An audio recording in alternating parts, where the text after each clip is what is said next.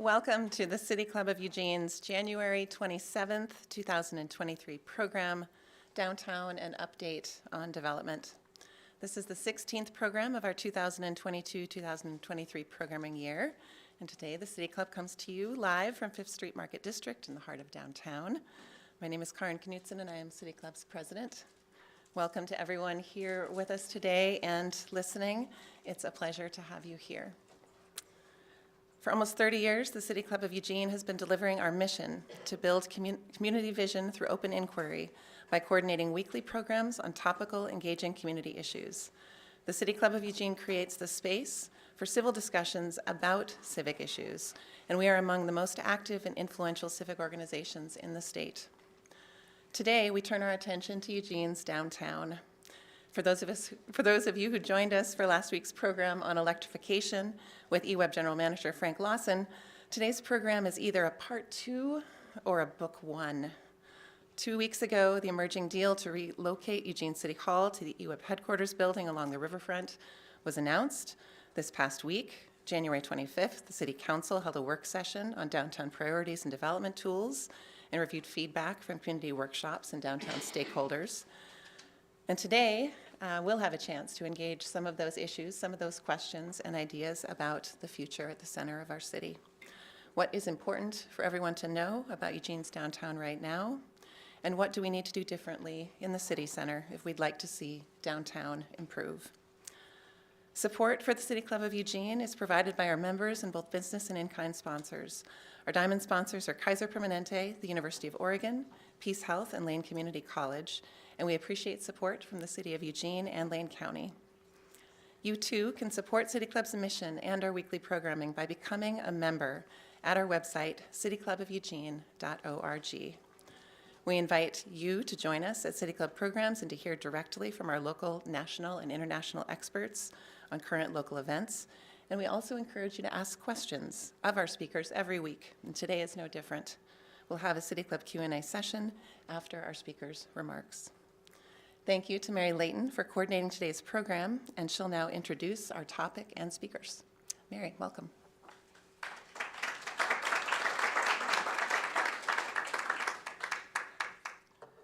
In the summer of 2006, I returned to Eugene after a sojourn in the East to become head of Network Charter School. Our main campus was at the northwest corner of Willamette and Broadway. My second-floor office had a view of the Center Court building, where windows were boarded up at every level, hiding the ruins inside caused by a failed roof. Around the corner on Willamette, there was an open pit filled with rubble. Nearby, across from the beautiful new library and the LTD station, was another trash-filled pit. The evidence of stalled development was probably what allowed the Bennetts to give Network such a good deal on the rent. The heart of Eugene awaited life-saving treatment. But even then, the downtown community was sturdy and nourishing. The late Betty Snowden lent her humor and vitality to everyday life on Broadway. The city's gardeners kept the hanging pots full of blooms, even in spots with empty storefronts. Tom Camus at the Davis made sure I didn't starve if a late meeting or school event kept me downtown late. Chief Pete Kearns helped me show the students how to interact with law enforcers to get the results we all want. In his role as playground supervisor, Steve Scarborough, then leader of the Downtown Guides, kept my number on speed dial. He'd call not just when students were clearly contemplating mischief, but when they seemed to need help. Sometimes the folks at LTD would give us an abandoned bike from its collection to a student in desperate need of transportation.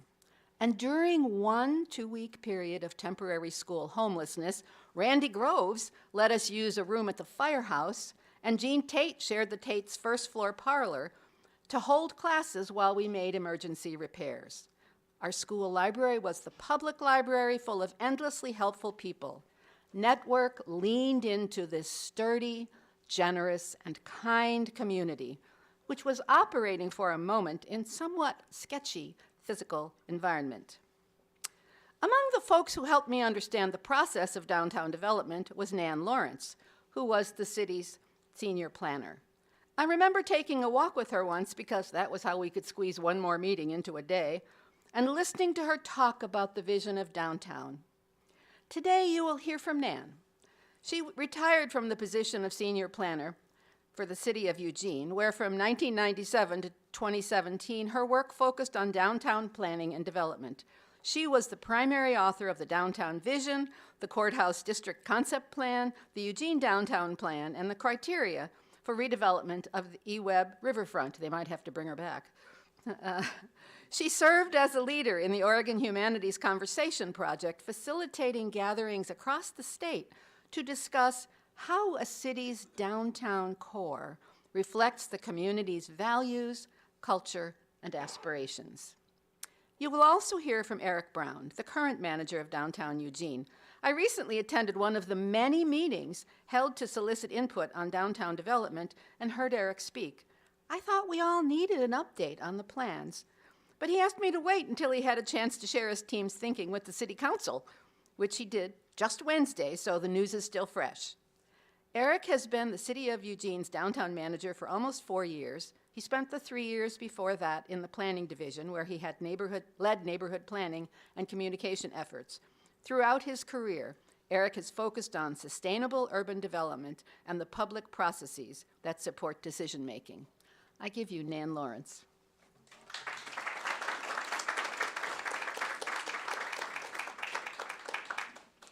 Thanks, Mary and Karen. Hi, friends. What an honor and a delight to be here. So I did work for the city for 20 years, and I've been retired now for 5 years. I've been asked to talk about the planning and development work from about 25 years ago that led to the work going on now, and then a few ideas into the future. And then Eric will talk about what's going on in the present and also what's coming up. So about 1999, I was on a team that was directed to develop a vision for downtown. The enthusiasm for the vision resulted in creating a new plan for downtown, a project I took on. And after an enormous amount of public workshops, tours, meetings with elected and appointed officials, articles, interviews, and cheerleading for downtown, the downtown plan was adopted in 2004. So what we as staff and as a community were doing was continuing the conversation that had started years before, since the last downtown plan of 1984. Same issues. Bring people to downtown, create a walkable city center, connect to the river on 8th and 5th, create an economically healthy, sustainable, beautiful downtown. Sound familiar? At the time the downtown plan was adopted, there were so many sites that needed attention, so we created a hierarchy to address them. We focused on strengthening Willamette, Broadway, 8th, and 5th as great streets, the streets that carry the character of downtown. And we worked to concentrate commercial activity and development along those pathways. Reopening Broadway, remember the pedestrian mall? Okay.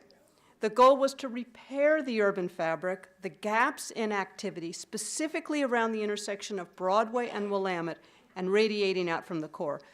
We worked on redevelopment on sites that became the Woolworth Building, remember the pit Mary mentioned that had been there, the Metro Theater and the First National Tap House, where the First National Bank had been, where Network Charter School had been, the Broadway Commerce Center literally rising out of the ruins of the Center Court Building, Lane Community College downtown campus, bringing students and more activity downtown from the old Sears site.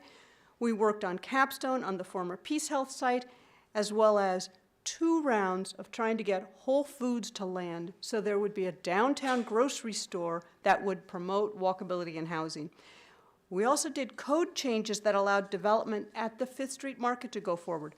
There were a lot of cranes going up in those years. Behind the scenes, my colleagues worked to invest in a lot of businesses.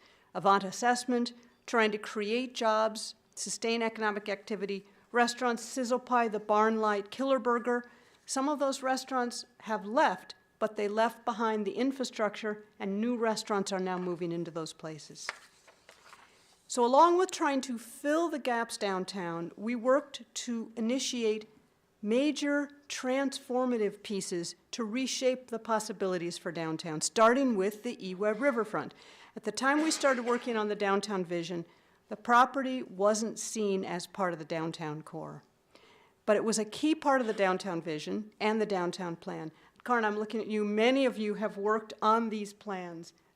Kitty Piercy, you as well. So many people in this room have sustained energy and vision for this to go forward.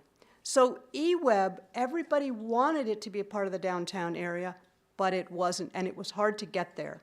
So we worked with a diverse citizens community and with eWeb to imagine the redevelopment of the riverfront. That was the visioning piece, to get eWeb and the community and elected officials to imagine mixed-use commercial activity on that quarter-mile stretch of the river. We heard strong support for creating a place where you could get close to the river, where you could have a beer by the river, for environmentally respectful mixed-use development, and also for development that acknowledged the legacy of the site, the industrial legacy, but also the social history of a place which had been home to a strong African-American community that was forced to leave as part of the construction of the Ferry Street Bridge. So now usually, development follows rules like height, density, setback, right? But that's not what we heard from the community. So we wrote the downtown plan, and we wrote into the downtown plan and adopted into the land use code subjective criteria that directed the master plan for development underway now with Atkins Dame. And the criteria included create a people place. Very subjective. But isn't that what we want? Consider environmental issues and address environmental concerns. We didn't say set back 200 feet. We said get close to the river where you can, set back where we need to, and incorporate an educational component to tell the history of the site. And if you've walked that area, that's what's happening. So when the project started, the e-website was cut off from the rest of downtown, but the community had a vision of what 8th could look like, what 8th could feel like from the park blocks to the river, and we seized every opportunity to bring that to reality. We worked with the federal government to locate the courthouse on 8th on the site of what was then the Agri-Pac Cannery, not on Island Park in Springfield, which they were considering, and we insisted that it face 8th. It was actually, there was a design that had it facing Ferry with its back to the street. Not only did it need to face 8th, it needed to include an inviting pedestrian path, and we insisted that there was a space for gatherings and for protests. We took on the task of reconfiguring the streets and pedestrian paths to get 8th to reach towards the river. We interrupted the unimpeded traffic on Mill to create a pedestrian crossing. Now, I make that sound easy, but you know, every step required discussion, decisions, public meetings, covers of the Eugene Weekly, more tours, more community input, and in the end, we had enough agreement to go from the vision to create a plan, to secure the financing, and to construct the project. I'm very proud of that intersection. By about 2015, the city had worked with developers, public and private, and partners across the city to secure more than $300 million in new development. eWeb redevelopment was underway, as was new housing, shops, restaurant, and hotels at the core of downtown. And that number has gone up, certainly with the work around Fifth Street Market and the work now across from Whole Foods. Both filling the gaps in the downtown core area and the transformative pieces on eWeb required visioning, patience, and a trust in an unknown outcome. Getting the community to believe that downtown would be a place that they would like to go to. And that's where we began with the downtown vision. It was an aspirational document. It was a statement on imagining. It was different from the downtown plan.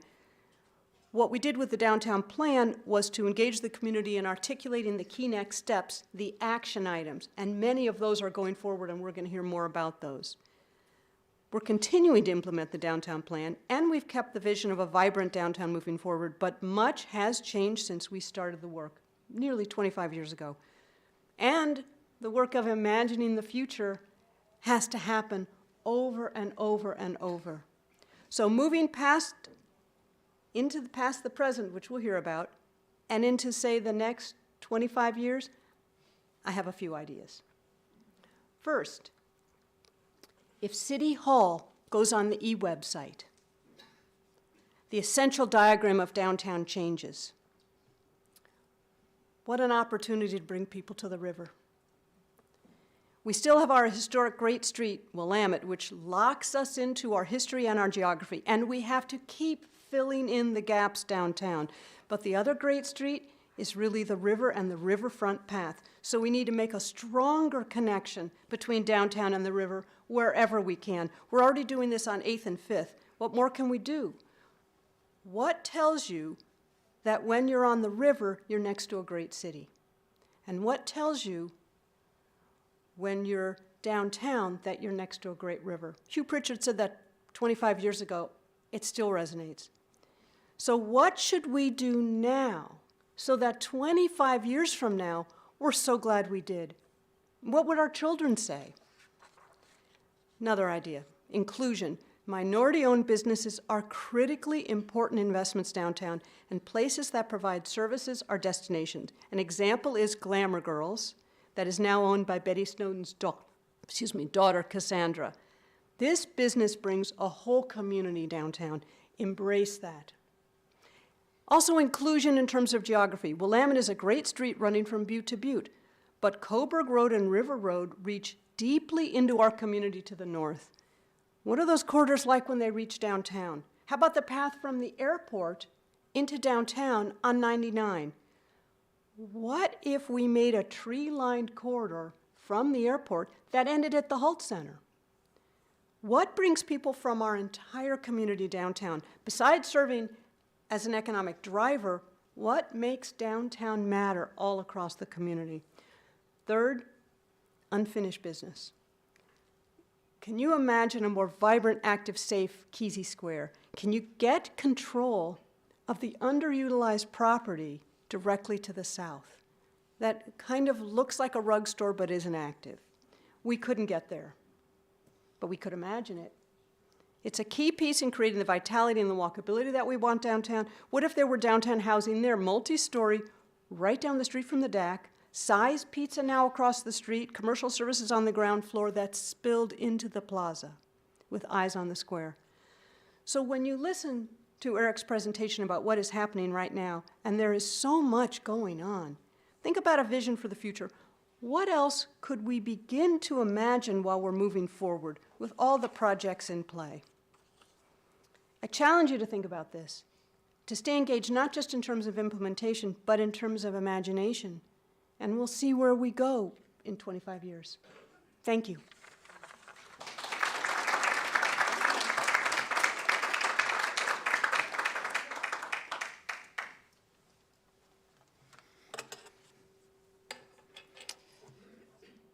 Thanks, Mary and Karin, for having me here today. It's an honor to come speak to the City Club of Eugene, and an honor to follow Nan, who recruited me to this work 6 or 7 years ago, and I have admired the work you've done so far, or in your long career with the city. My colleagues, Ann Fifield and Amanda D'Souza, and I have spent the last 4 or 5 months reaching out to stakeholders and the general public to understand what people want to see happen in our downtown over the next several years. The work resulted in a list of priorities and projects, and I'm going to share a high-level summary with you here today. As Nan mentioned, we have made a lot of progress downtown over the last several decades, but work remains to make it feel safe, vibrant, and welcoming for all members of our community. I'm not sure we'll ever be done downtown, as Nan alluded to, but we've got our work lined up for the next few years.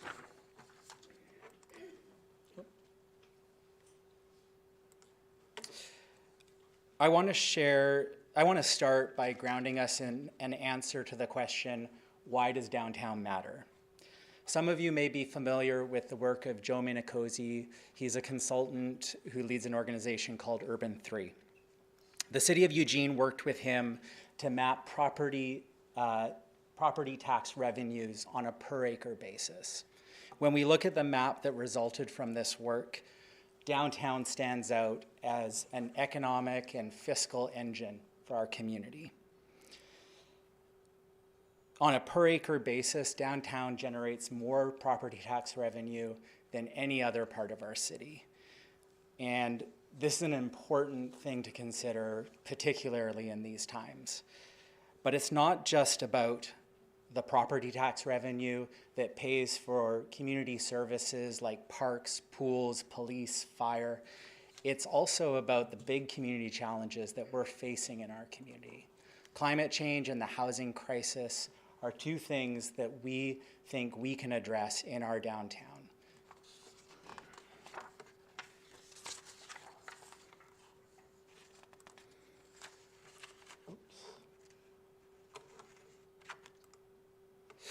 So we had a lot of work to do to develop a new list of priorities and projects for downtown, but we weren't starting from scratch. We have a number of plans and policies that were already adopted. Nan worked on the downtown plan, which set a framework for this work. And when we looked at these policies and plans like Envision Eugene, the Climate Action Plan, and the Downtown Plan, as well as the Housing Implementation Pipeline, downtown is consistently envisioned as a place not only that is key to addressing our community challenges, but it's not only is it envisioned as a place that is vibrant, a vibrant center to our community, but a place where we can address these challenges that our community faces.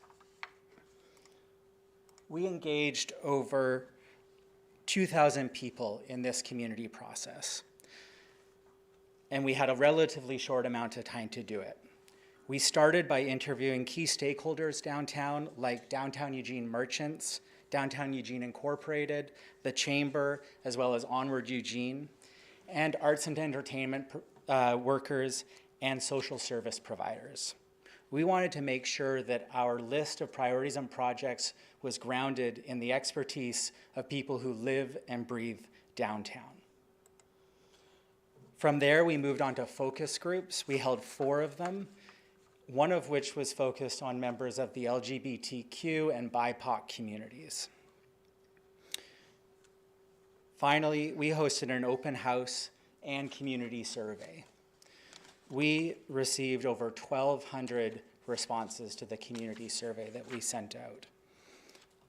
As I mentioned, we engaged over 2,000 members of our community in this process, and we were overwhelmed by the amount that people wanted to participate and consistently had to add opportunities for people to share their ideas. One of our key takeaways from this work is that our community really cares about downtown, and they want urgent action to tackle the challenges we face. Throughout the process, we were asking 3 simple questions. What is your vision for downtown? What's getting in our way? And what should we do about it? When we asked community members what their vision for downtown was, they described a downtown that is safe, clean, vibrant, and walkable.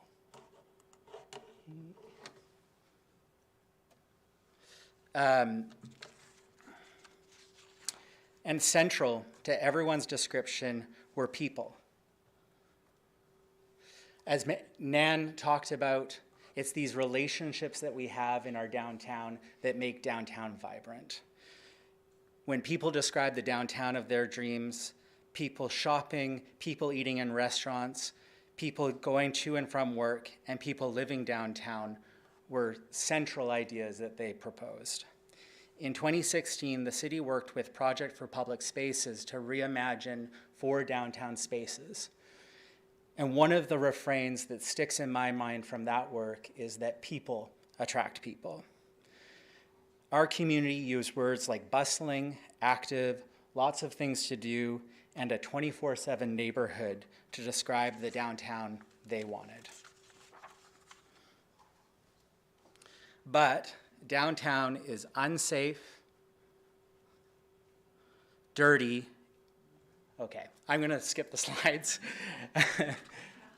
But when people describe downtown, they also said that it feels unsafe, dirty, and that our sidewalks are dominated by inappropriate behavior. There's vacancies and blank facades that make it feel deserted. And we're over-reliant on office workers and events to activate our streets. As ephemeral as they are, we can continue to invite people downtown for big events, but we can no longer count on office workers to activate our streets. And cities across the country are rethinking their downtown economies. So what do we do about it? As I mentioned, we ask members of the public how they would address the challenges we have downtown.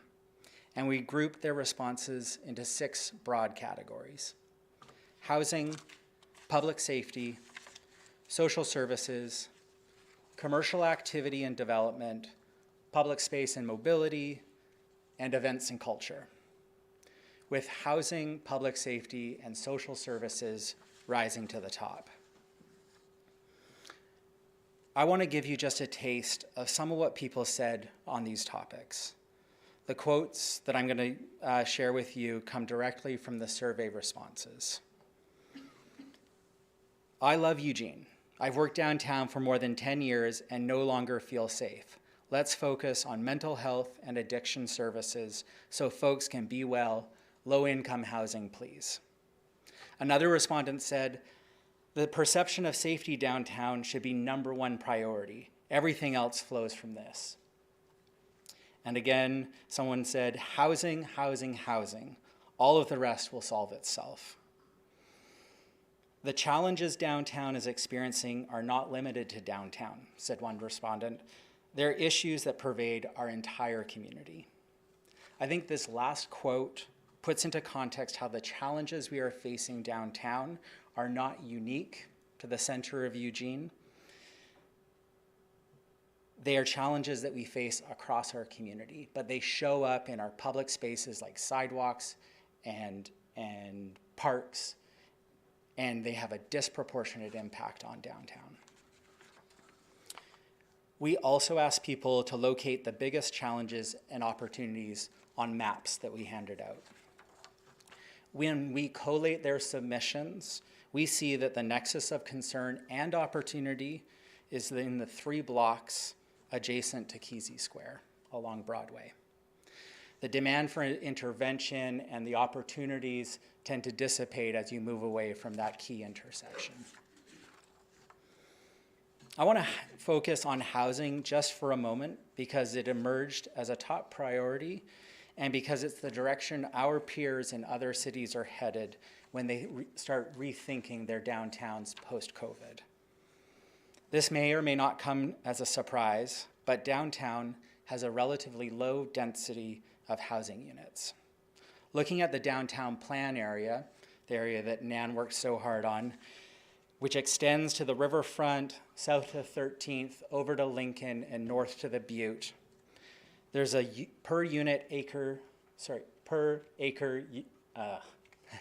there is a unit per acre density of 8.2. For a comparison, our lowest density residential zone, R1, allows for up to 14 units per acre, so about double. And if we look at the 16 blocks around Broadway and Willamette, that key intersection, the number drops to 2.4 units per acre. Despite being a yes in my backyard neighborhood, downtown just hasn't been built for people to live. The density of residents corresponds with the highest areas of concern on the maps that we collected. Bethel, Friendly, River Road are all denser than that core of our downtown. If we want downtown to feel vibrant, safe, and full of people, this is the challenge we need to overcome. Relying on office workers never provided the 24/7 activity we seek. And in today's reality, we can't even count on them from 9 to 5. While we have recently completed some major housing projects downtown and have more in the pipeline, they tend to cluster around River Road, the riverfront, Franklin Boulevard, and to the south of our core. The only exception to this pattern is 1059 Willamette, the old LCC building, which has received support from urban renewal. As I've alluded to, increasing residential density downtown doesn't just have an impact here in our downtown. It addresses broader community goals. We're in a housing crisis, and we generally agree that downtown is a good place for high-density housing. So let's ride that rare area of consensus. Additionally, bringing more residents closer to the core of our community, where they will have better access to jobs, services, and leisure, and the ability to use bikes, their feet, or transit to get there, will lower our per capita emissions and address our climate change crisis.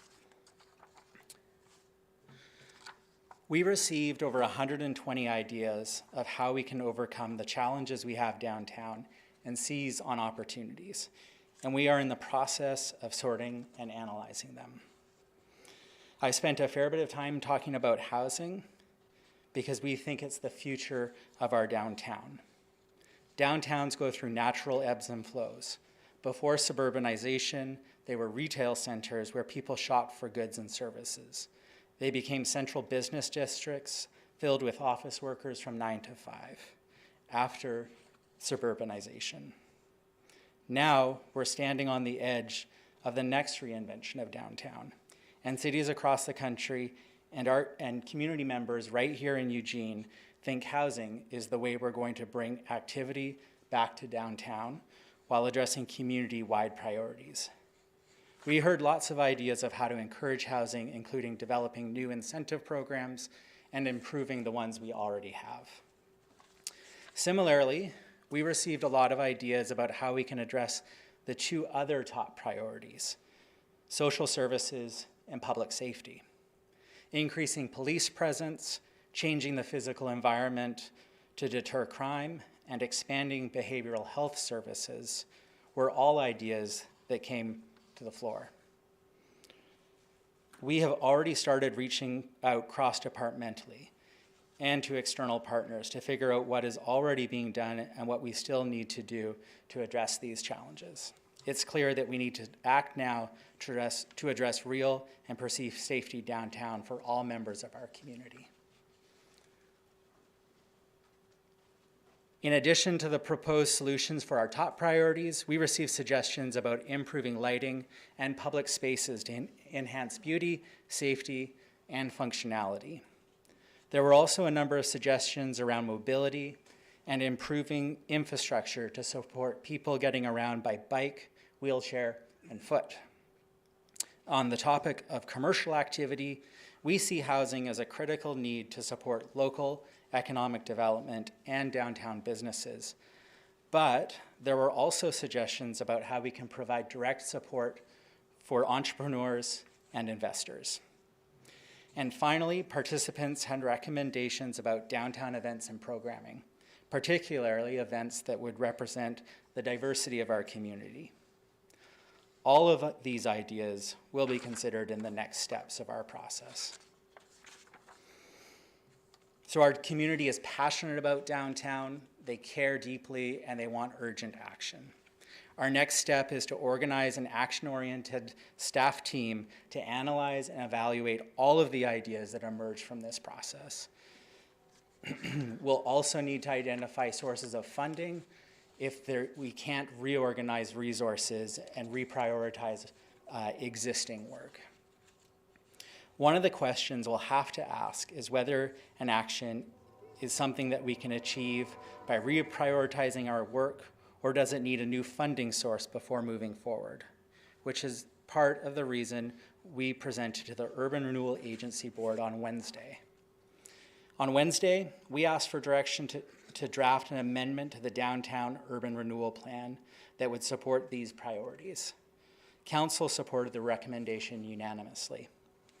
As a staff team, we're excited to get going on this work, and we will be reaching out to many of you over the coming months as we develop a draft amendment to the Downtown Urban Renewal Plan and find creative ways to move other priorities forward while we focus on housing, social services, and public safety downtown. Thank you.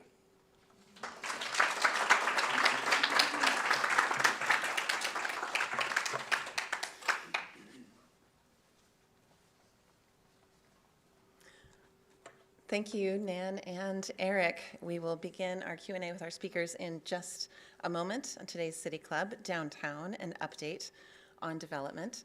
But first, I would like to thank today's Sapphire sponsor, Summit Bank. Founded in 2004, Summit Bank is the only independent community bank headquartered in Eugene.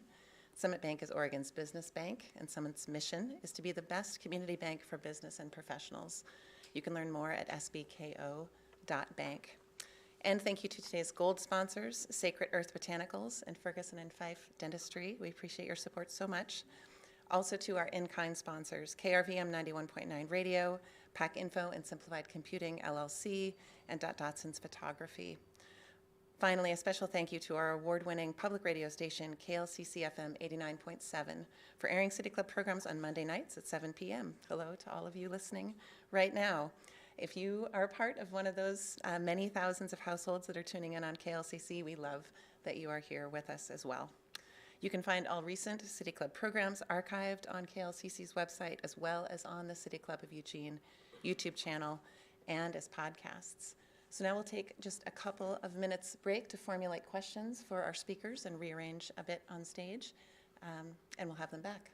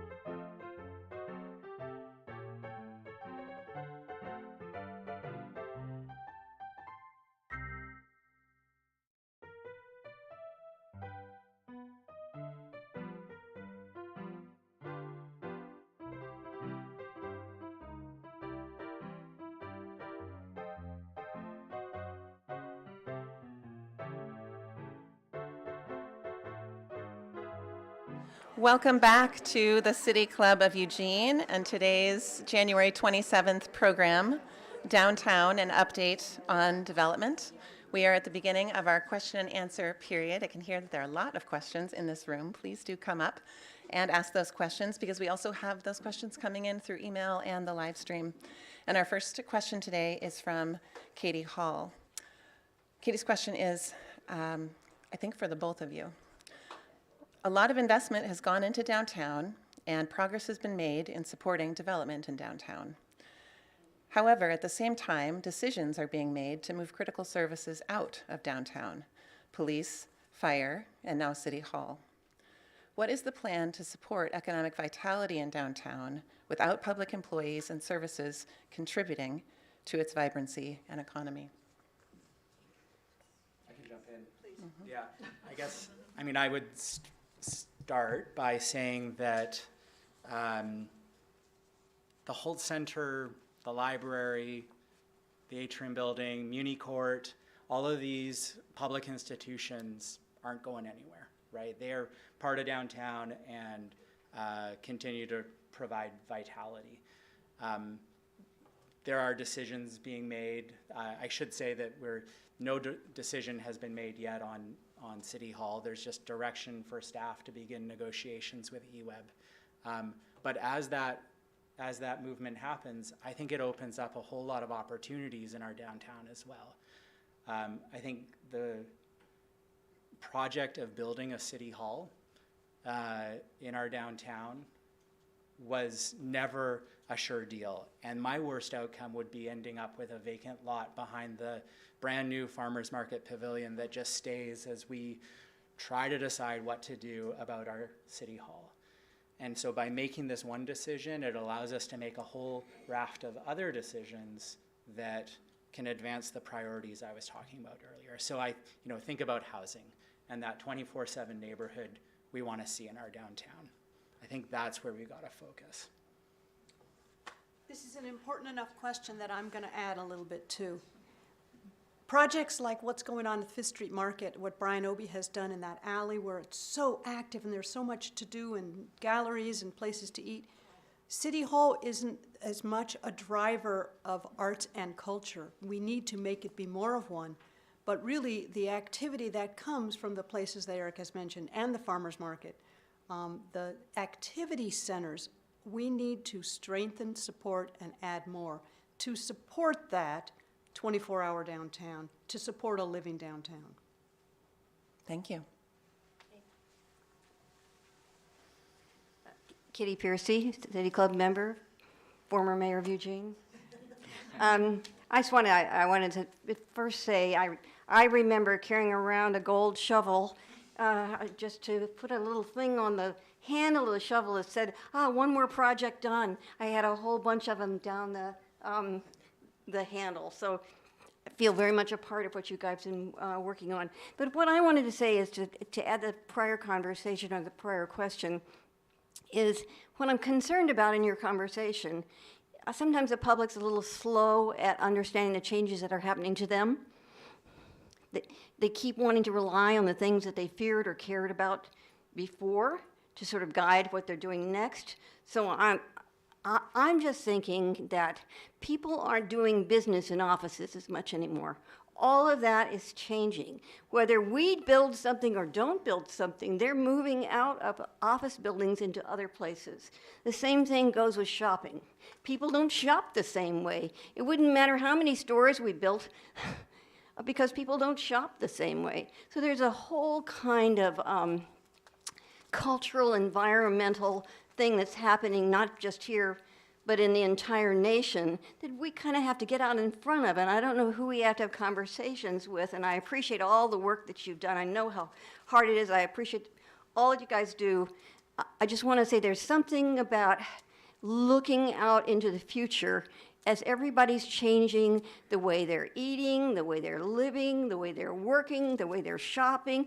We're all morphing into something very different. We need to not be dragging behind, but get out in front of. And I'd like to hear what you think about that. Thanks.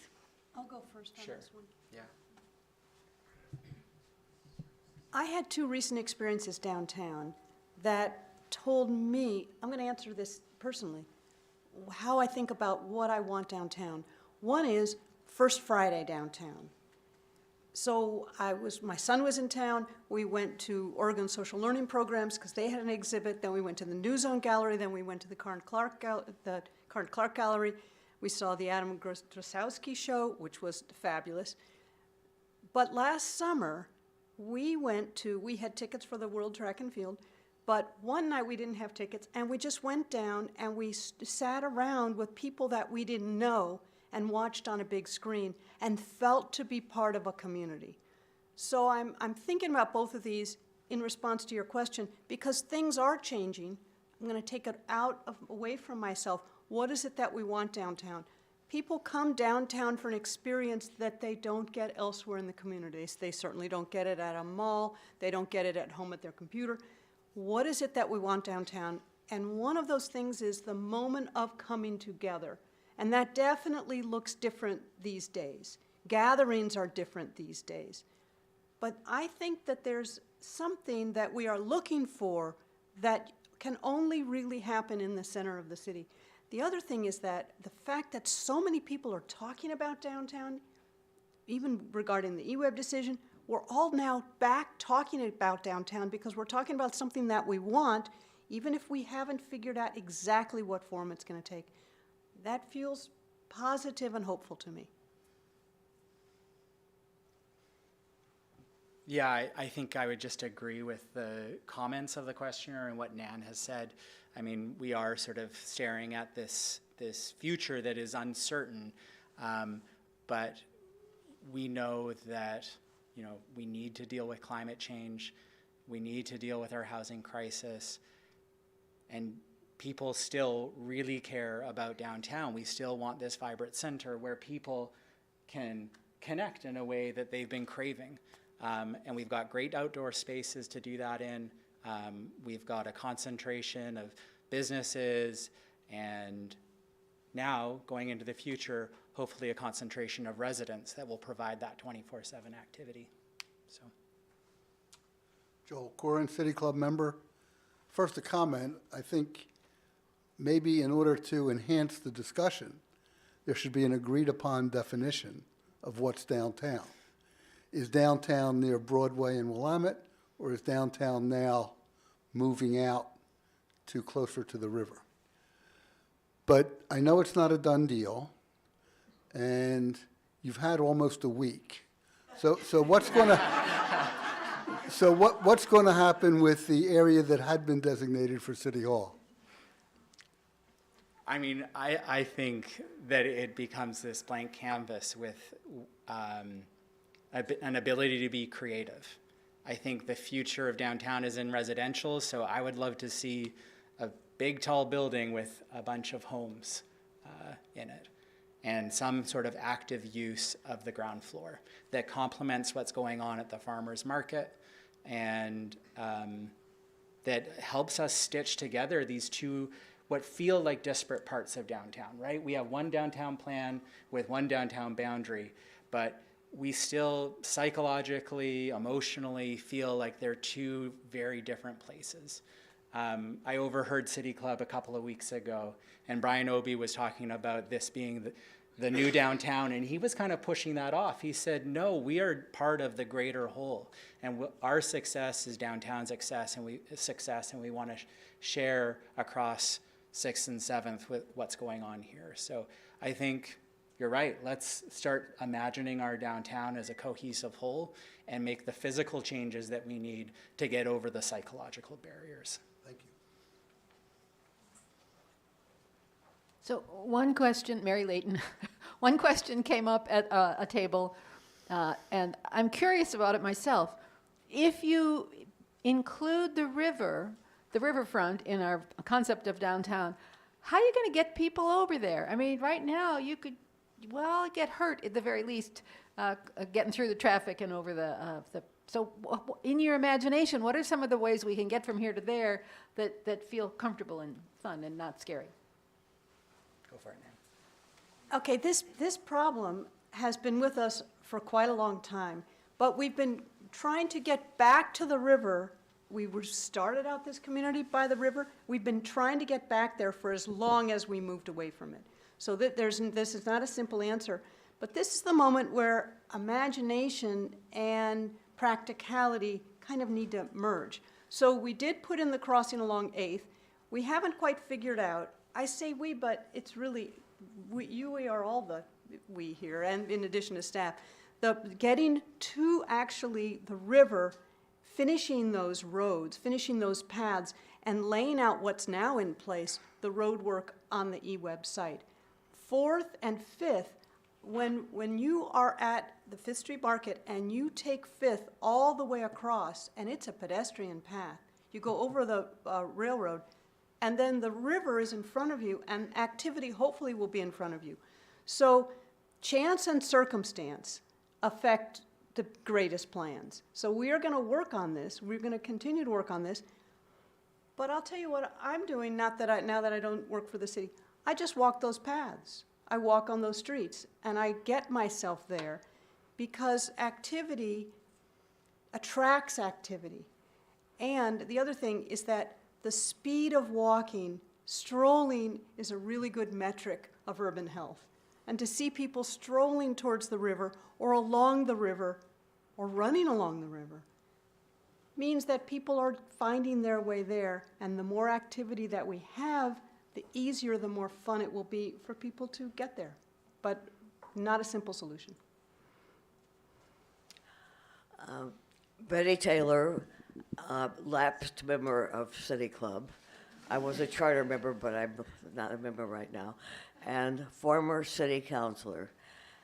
And I have more comments than questions. I could comment all day.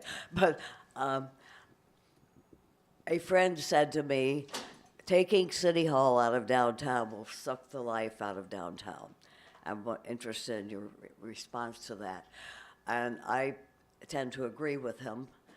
The civic life, I know that many people who used to come to council meetings to speak at public forums came by bus. There are some people who don't have cars. And while walking downtown is nice to do, at night I would not want to walk from the bus station to eWeb at all. And especially I wouldn't want to walk back when it's really dark. So I think I would like your response to that. Also, one more thing. What are we going to do about the homeless people who live in the library? We need a homeless shelter downtown, which is where people want to be. And I agree that we want all kinds of people downtown, but I was very involved with Making Cities Livable, the organization, for a while. And they always say a good downtown is a place that's safe for children and old people. And I think that's a good way to describe it. Yeah. Just like your reaction. Thank you. Sure. Well, I'll start by talking about how boring bureaucrats are, and that there's a good news story behind the impetus for the move to eWeb. LCC has a new president that's interested in reinvigorating their downtown campus. And I think we all would rather have a few hundred students in their 20s coming downtown for night classes and day classes than a couple hundred bureaucrats on the park blocks or elsewhere within the core. That's just me. I think it's going to be more fun. So I think that's how I'd kind of summarize my thoughts on whether pulling City Hall out of the core of downtown and moving it to the river has a negative impact, or it's going to be the make or break decision. I think it's a decision, and we can do a whole lot else to make downtown feel vibrant. In terms of homeless shelter downtown, we work with Lane County and other service providers like Shelter Care and St. Vincent de Paul, and among others, to identify the best way to house people who are experiencing homelessness in our community. If there was a location and there was consensus around that location, I think we'd be moving that project forward. But there's still a lot more discussion that needs to happen. And we're doing a lot across the community to address this challenge that's not unique to downtown. Homelessness impacts all neighborhoods in Eugene, and so locating the solution downtown doesn't match the need.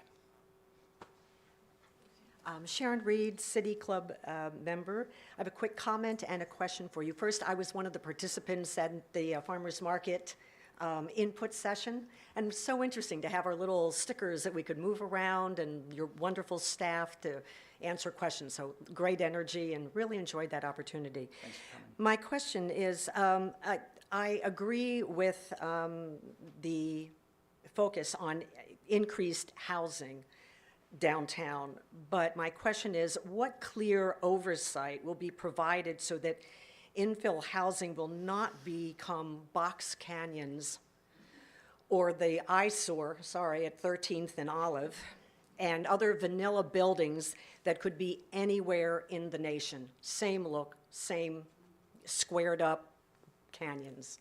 Thank you. Thank you for saying that. It matters that things that we build are beautiful. And not everything that we have built and not all the projects that I worked on fall in that category. So I am gonna, that is something that you, city staff, and community will have to track. But the goal is that this is a one-of-a-kind city. Every city is. But we have to really keep the quality up, and we have to have scrutiny, but we still need activity. And we still need that housing. And so we're gonna have, that's gonna be a balance, and it's gonna be a cost balance.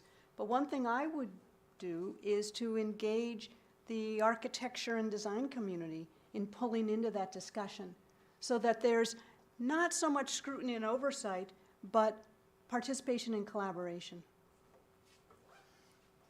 Yeah, I guess I would just add that it sounds like we're out of time, but I'll just add that with incentives, we can have some strings and ensure that quality design is the outcome and that it reflects the values of our community. Hi, I'm Jim Dodson, a City Club member, and you may have touched on this question. In fact, you may have answered it, but so forgive me if I repeat myself. But the Monkey Ward building at 1059 Willamette has been talked about as being a homeless shelter. Can you say what's happening with that now? Yeah, so 1059 Willamette is the old LCC building across from LTD, from our transit center downtown, and it is slated to become a mixed income housing development. About 50% is roughly 50% market rate, 50%, 80%, 50% for folks making 80% or less of the area median income. So that project is still in process, and the developers are working on their financing. Obviously, things have changed in the last couple of years around the cost of construction and the cost of borrowing money.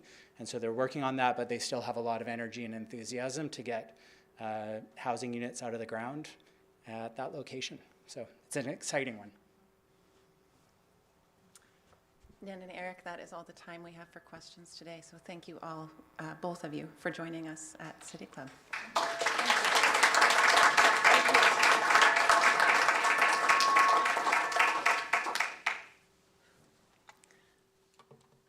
This has been our January 27th, 2023 conversation at the City Club of Eugene, downtown, an update on development.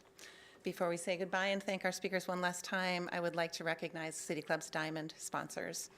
Kaiser Permanente exists to provide high-quality, affordable healthcare services and to improve the health of our members and the communities that we serve.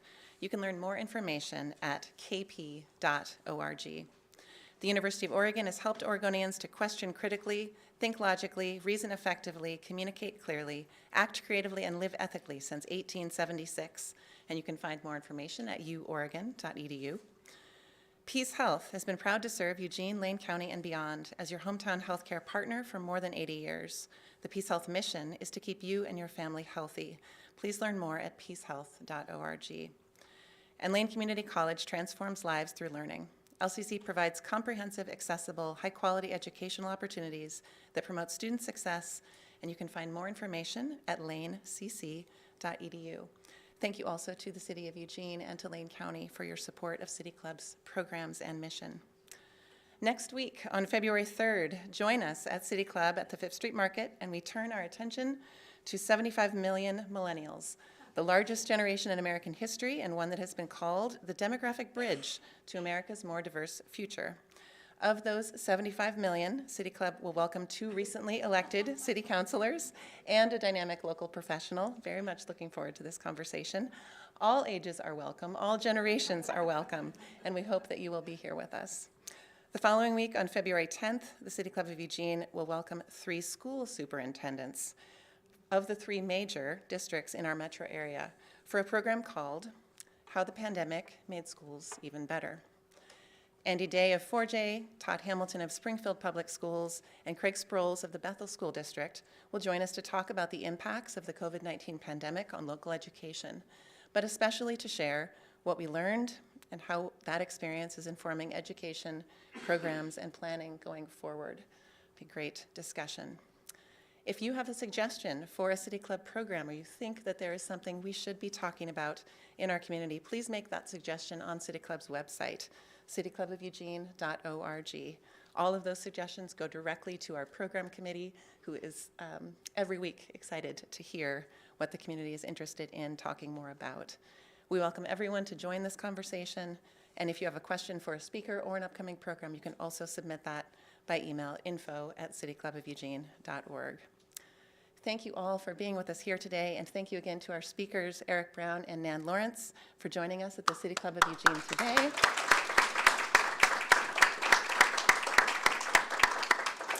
It is a pleasure to have you here with us and thinking about downtown. All of us should be looking for other people and for mailboxes and for businesses and 2-sided streets facing each other as indicators of a healthy city center. Those are 3 simple things that anyone can look for as traces of health and vitality in our city center. And we will look forward to seeing you here at City Club again next week. Take care until then. Thank you.